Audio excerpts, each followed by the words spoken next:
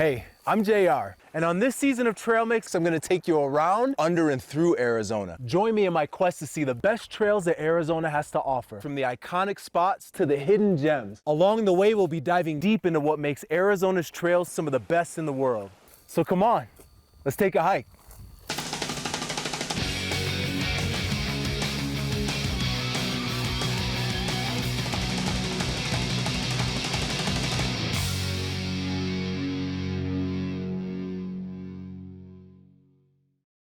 Every day, thousands of people head outside to explore the outdoors, but everyone does it for different reasons. Some are looking for silence and solitude. Some go for the fresh air and proximity to nature. Others are looking for exercise or a physical challenge. And some explorers are looking to capture that perfect shot. Today, we're going to check out one of the most famous places to get a picture in Arizona. Then we're going to get some expert photography tips from an adventure photographer. We'll also explore a lesser-known trail and learn a little more about creating great art while keeping the desert safe. Trail Mixed is made possible in part by a gift from Sue and Bill Ahern.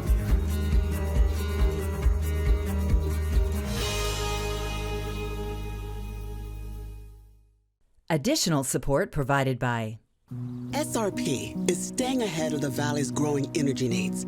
We're investing in one of the country's largest solar battery storage projects to deliver power that's as reliable as it is sustainable.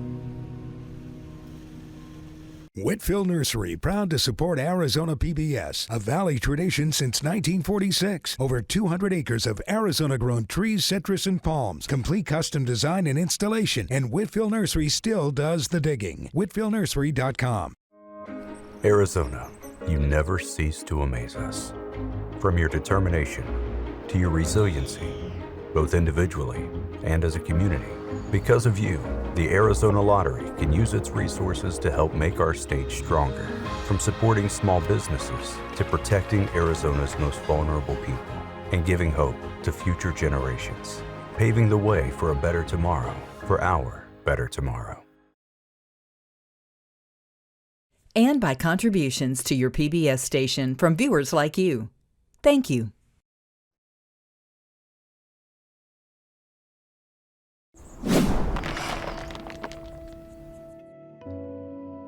If you're a nature enthusiast who always has a camera on you to try to capture that perfect photo to post online, welcome to Horseshoe Bend.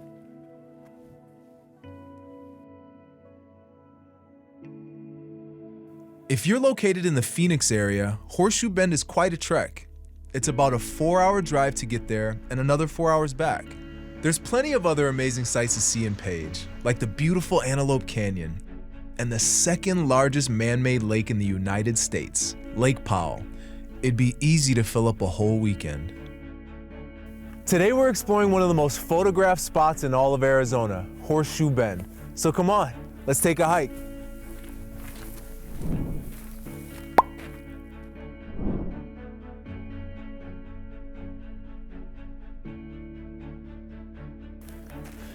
I have seen this place about 1 billion times on social media, and I've actually never been here before, so I'm excited to get my own photos to post.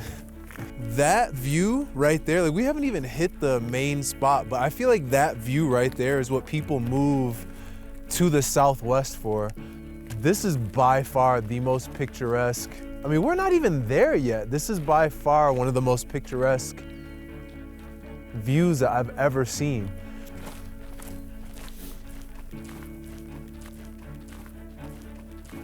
I mean, where else can you find landscapes like this that look like they were handcrafted by a master artisan, by a master sculptor? Yeah, this is what people travel from all over the world for, is these rare, beautiful cliffs. These red rocks.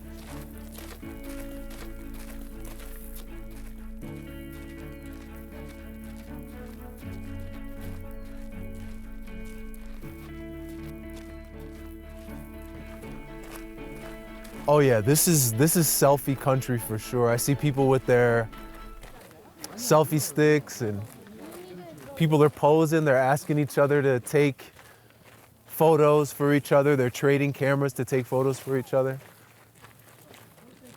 From the parking lot to the overlook, it's just under a mile. The trail is easy, wheelchair friendly, and with minimal elevation. Don't let the short distance fool you though. Page temperatures can range from below freezing to the high 90s, so be sure to check the forecast and prepare accordingly. Here we go, y'all. Horseshoe Bend. My goal is to find the spot because I know there's this one spot that everybody takes a picture at, and I gotta get me one too.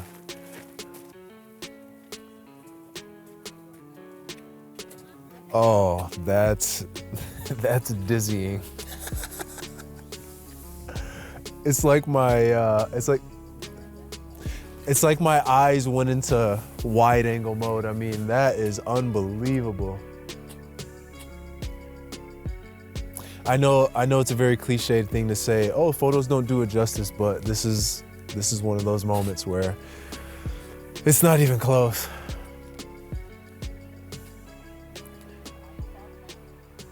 Horseshoe Bend is a fantastic example of something called an entrenched meander.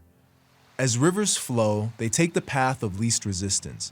When rivers encounter harder rocks or changes in the landscape, they flow around them. Here, the Colorado River ran into an object and gradually cut deeply into the surrounding area, forming a 270-degree bend in the river. We just call this particular entrenched meander Horseshoe Bend. Clearly, Horseshoe Bend is a beautiful and unique place to visit, and a wonderful place to get a stunning selfie. But there's a dark side to posting online. In Horseshoe Bend, tourism has risen from around 4,000 visitors per year to over 2.2 million a year, over 4,000 in just a day. This huge influx of people has resulted in new safety measures being put in place. It's about 1,000 feet from here to the bottom, so these railings help hikers experience the view safely. To be 100% honest, I'm absolutely terrified of heights. I always have been, but it's moments like these where I have to be really cognizant of my physical ability and play it safe. I mean, there are no railings there, so the reality is this is all gonna work out. How about that?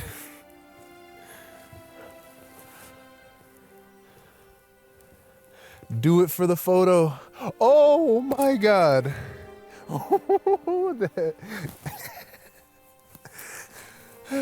Okay. No, I can't go out there. Okay, here, I'll stop right here. Holy Jesus. That is, my legs have turned to jelly. Okay, that's my instinct wanting to protect me.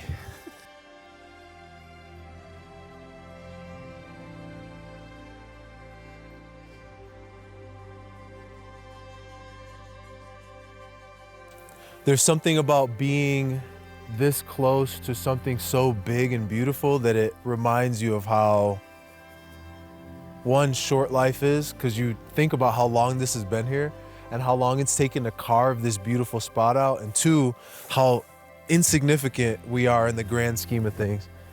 Really humbling, really healthy.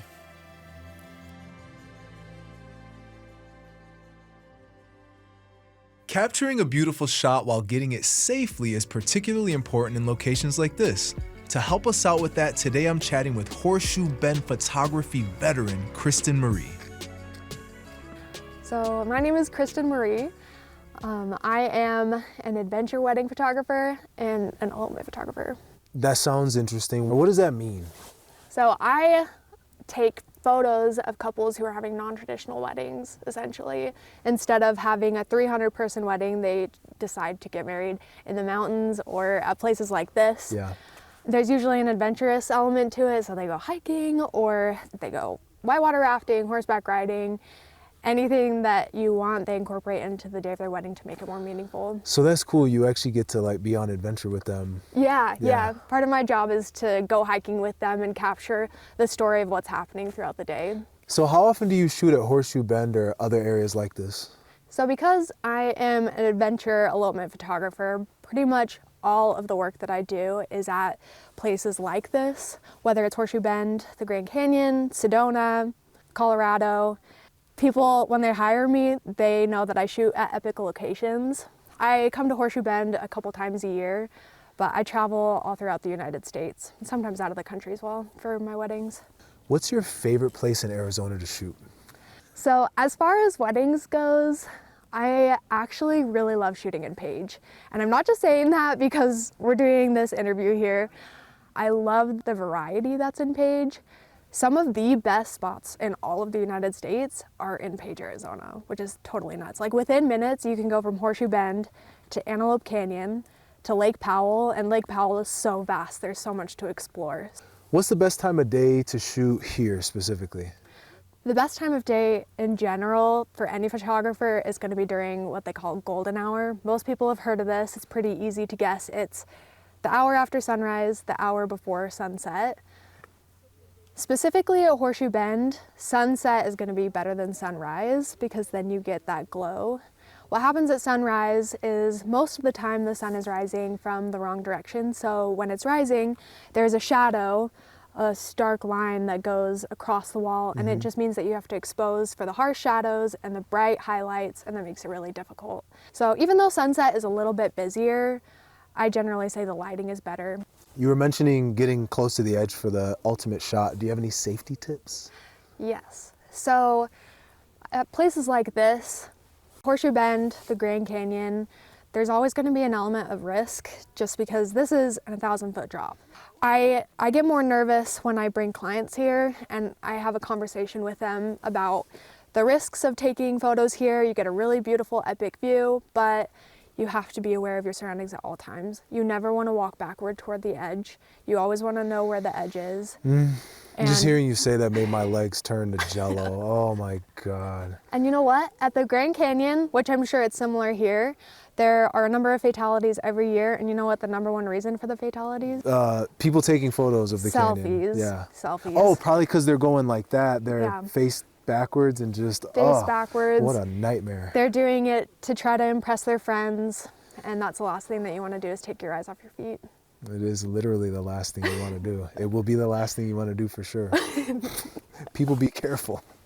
And I always tell my clients, if at any point they feel uncomfortable or they start to feel dizzy, Yeah. take 5 steps away. Yeah. It's not worth the risk getting the shot. Yeah, agreed. Would you be down to like give me some tips and pointers and maybe show me how to capture an epic photo here? Yeah, Okay. I love that. Rad. All right, you want to do it now? Let's do it now. All right, come on.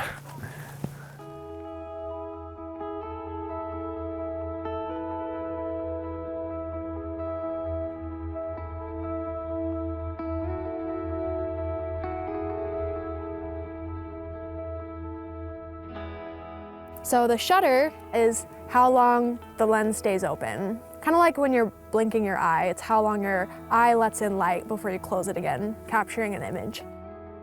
If you want a crisp photo, it's a fast enough shutter that you're not going to get any movement. With landscapes, it's really fun to play around with slow shutters as well, and that would just give you a really flowy look with the river. So for this photo, you're going to be sitting facing the canyon. So we're doing a portrait? We're going to do a portrait. Okay. I'm going to take a picture of you. Thank you. So you're going to sit right here. You can sit down on this higher section right there. You're going to look out over the view. Okay. The best way to get a portrait photo at Horseshoe Bend is to try to get higher than the subject, and this spot is really nice because there is a high spot that I'm going to be standing on. Is that so you can capture the river in the canyon? Yep, so I can capture as much of the river as possible. Usually with portraits, you just kind of have to be okay with the fact that you're going to get some rock blocking the river, but you still get the idea of how grand everything is. So You're telling me right now I don't have to do anything. I just have to sit here and just look pretty? you don't even have to have your eyes open. You just meditate. Well, then I'll take a nap. Just perfect. I can close my eyes for real? You can close your eyes. Okay. I can't see anything.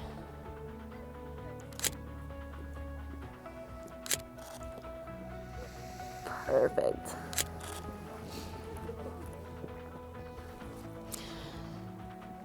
Awesome, stay right there. I'm gonna get a series of photos of you.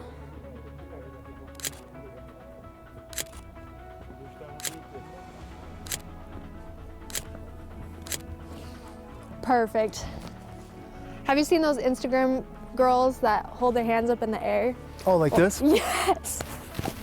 Yes. That's perfect. Oh my God. That's the one. Yay, the sun. Can I give you an action shot? Yeah, Can let's see an action can I shot. jump in the air or something? I'm down. Okay. Okay. All right. Do you want to do 3, 2, 1 jump, and then I'll jump when you tell me to jump, Okay. and then I'll look right at the camera. Okay. 3, 2, 1, jump.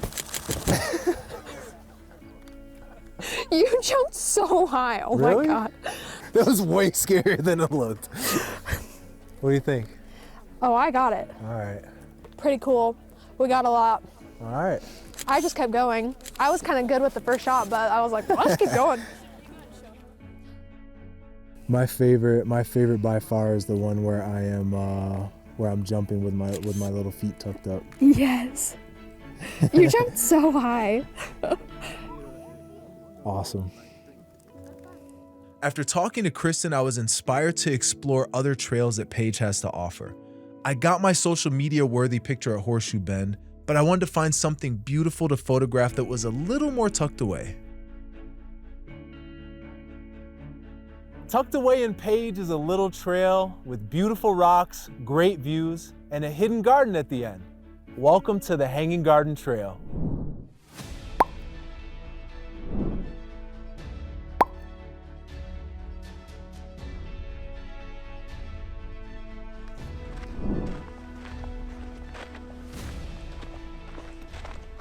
Although I didn't have a camera with me today, I met with someone who did. Today I met with Wagner Kelly, a local photographer and president of the Grand Circle Arts Alliance. Kristen had some great tips on how to get a great shot and keep ourselves safe. Wagner is a solid resource to talk to us about how to get a great shot and keep the desert safe. I'm a photographer. I do landscape work, I do portrait work, sculpture, all kinds of stuff. You have a camera with you, so you're obviously passionate about photography. But earlier you mentioned conservation. Does photography connect with that at all? It does. I try, in the subject of a lot of my work, I try and show people how beautiful the desert is, how diverse it can be, and how lonely and quiet it can be without, over promoting something. A lot of times I'll take a picture and people say, "Where is that?" And I say, "Well, it's out there, Yeah. Go find it, right?" Yeah. This place is controversial, especially when it comes to the, talking about conservation and ecology. I mean, the dam is controversial, the lake is controversial, the industry here sometimes. If you've ever read anything by Edward Abbey, you talk about industrial tourism, and this place can suffer from that big time.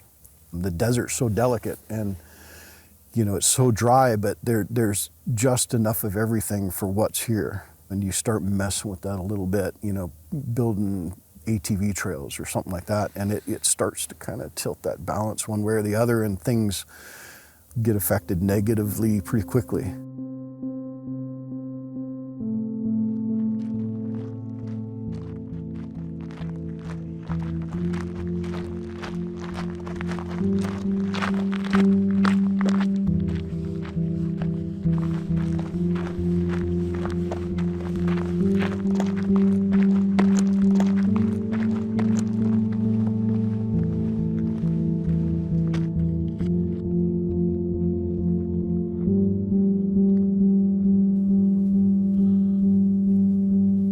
Your work obviously isn't promoting industrial tourism. How does it promote conservation? I try and just show people what the place really looks like, what the elements are out here that are important to the ecology. And it makes sense if you preserve visually something like that, like nature, then that draws attention to, hey, if we don't protect this, Right. this will be gone. Absolutely. Yeah. Not only do we have to be conscious of the environment and conscious of this cryptobiotic soils or small insect holes or whatever, but the cultural stuff here is so important that people really, really, really pay attention. There's places out here with shards of pottery and beautiful, points and things like that laying all over the place that, I can take them and show them, but I'm always afraid I'm going to come back and it's going to be gone. Yeah. Sometimes I have that in my photography work. You'll see a lot of cultural stuff involved with it, but I almost would never tell somebody where it's at. Your work it makes sense because it brings it back to conservation, education, and awareness, leaving the natural landscape the way it is.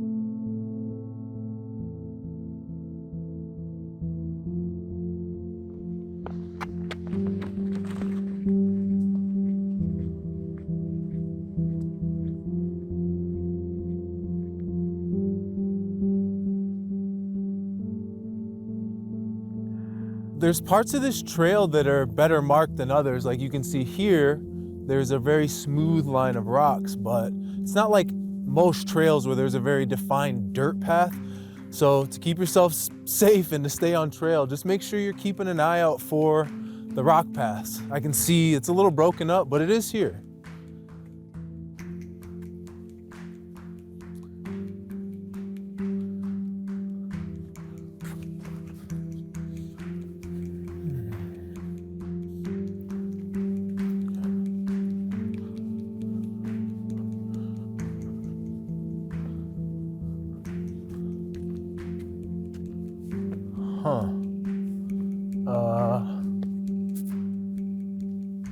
I lost the trail for a second, but okay, we're good. I see the line of rocks. Okay.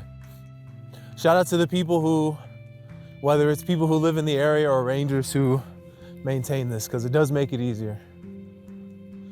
Unique problems require unique solutions.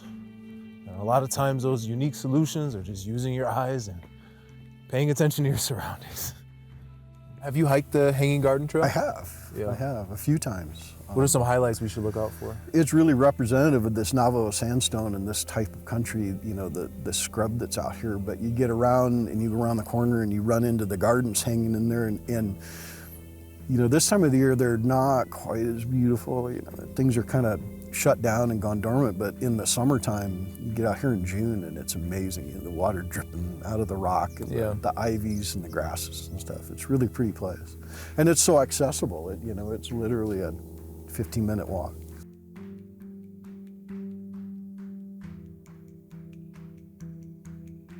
Oh, this is very nice.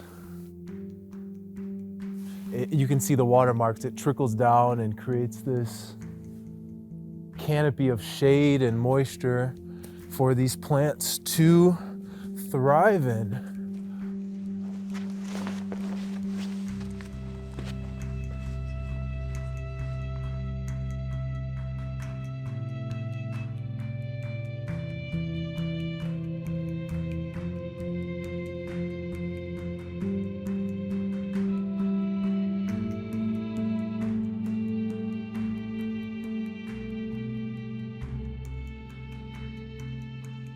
Well, this is really cool.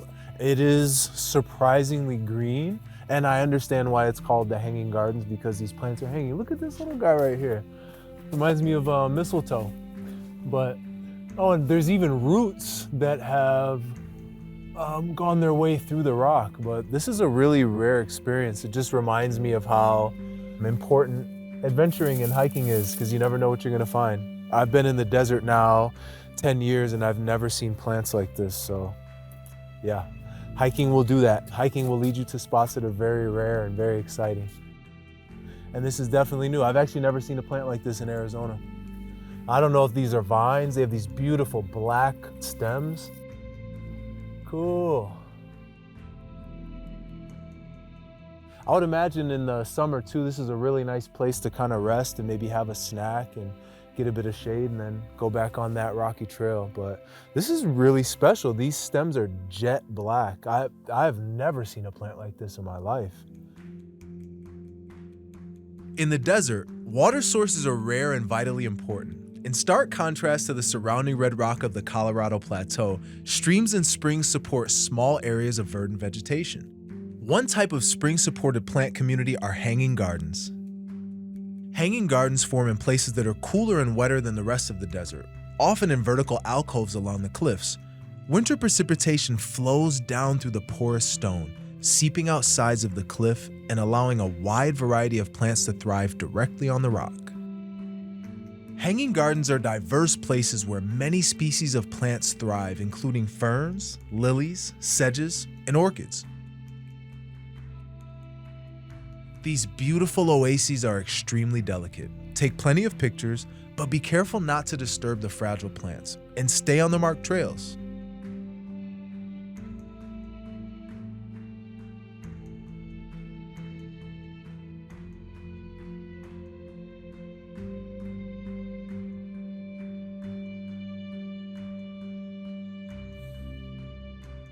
When you come to check out Hanging Garden Trail, don't forget to take a moment to soak in the view. This trail, like many in Page, is a fantastic place to get a great shot. Not only does this trail have a unique alcove with rare desert plants, but it has a wonderful view of the canyon and even a bit of Lake Powell.